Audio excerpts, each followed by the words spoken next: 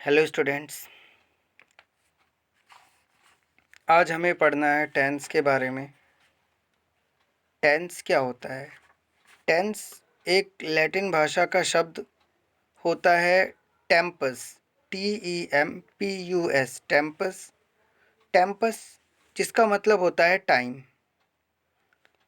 तो टेंस भी एक तरीके से टाइम के बारे में जो चीज़ें हमको बताता है वो टेंस कहलाता है। टेंस की शुद्ध हिंदी होती है काल।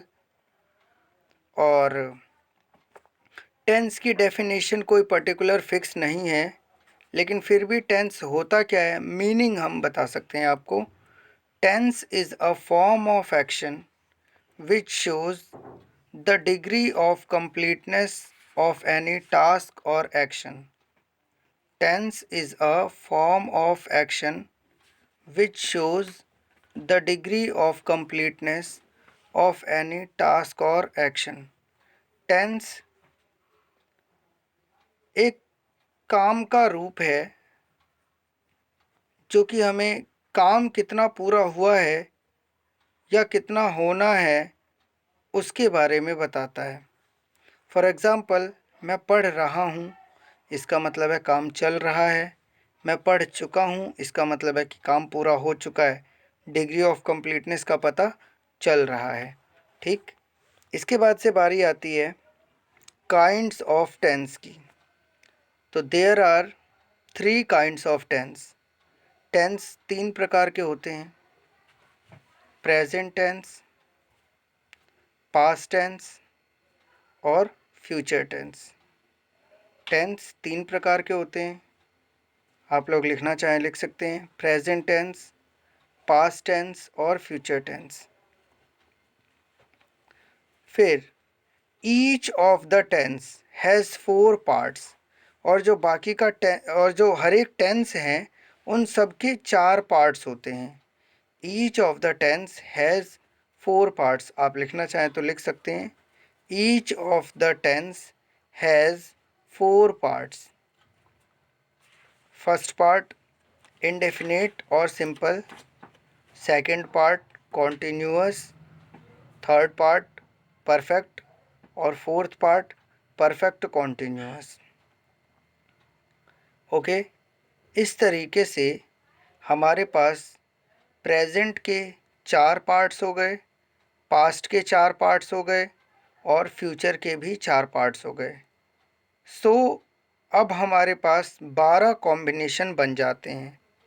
उन कॉम्बिनेशंस के नाम बता रहा हूँ मैं आपको। पहला, प्रेजेंट इंडेफिनेट टेंस, या फिर इसको हम लोग सिंपल प्रेजेंट टेंस भी कह सकते हैं। दूसरा, प्रेजेंट कॉन्टिन्यूअस टेंस। तीसरा, प्रेजेंट परफेक्ट टेंस। चौथा, प्रेजेंट परफेक्ट कॉन्टिन्यूअस टेंस। इसके बाद से पास्ट इंडेफिनेट टेंस पांचवा, फिर पास्ट कॉन्टिन्यूअस टेंस छठा, फिर पास्ट परफेक्ट टेंस सातवां और आठवां जो होगा वो past perfect continuous tense.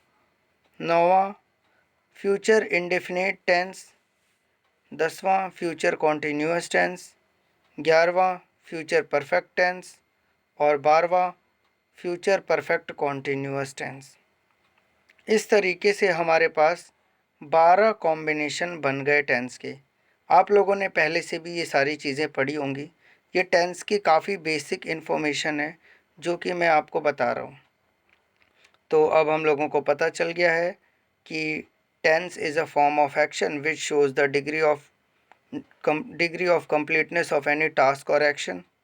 Okay, फिर there are 3 kinds of tense: present tense, past tense और फ्यूचर टेंस।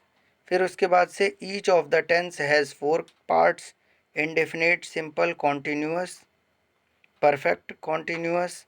तो इस तरीके से हमारे पास 12 कॉम्बिनेशन बनते हैं जिनके नाम मैंने आपको बता दिए हैं। आप लोग लिखना चाहें तो लिख सकते हैं।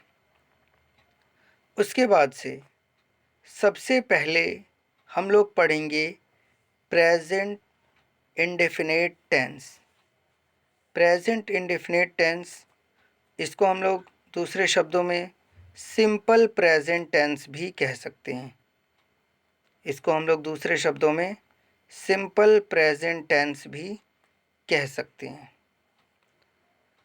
फॉर एग्ज़ाम्पल कि किसी भी टेंस को अगर आपको समझना होगा तो आप उसकी एक इंग्लिश मीनिंग और इंग्लिश डेफिनेशन को आपको लेकर के चलना होगा साथ। जैसे कि प्रेजेंट इंडेफिनिट टेंस का मतलब क्या होगा। दिस टेंस आप लोग लिखना चाहें तो लिख सकते हैं। This tense indicates that the task और एक्शन, जो भी हमारा काम है, गोज़ ऑन रेगुलर बेसिस और इंडेफिनिट इंटरवल। रेगुलर बेसिस पर ये काम चलता है, जैसे मैं स्कूल जाता हूँ रेगुलर बेसिस पर चलता है, और या फिर इसका इंडेफिनिट इंटरवल हो सकता है। जैसे कि मैं बोलूँ आपको कि मैं स्कूल जाता हूँ, अब इसका ये मतलब नहीं है कि मैं डेली स्कूल जाता हूँ। इसका दूसरा मतलब ये भी हो सकता है कि भाई 5 दिन की छुट्टी पड़ गई है, फिर संडे की भी छुट्टी पड़ रही है, या कोई फेस्टिवल आया उसकी भी छुट्टी पड़ रही है। इसका ये मतलब है कि भाई इंटरवल फिक्स हो भी सकता है, नहीं भी हो सकता है। तो यानी कि this tense, present indefinite tense के बारे में बता रहा हूँ। This tense indicates that the task or action goes on regular basis or indefinite interval। Okay, अब इसकी हिंदी में पहचान क्या होती है।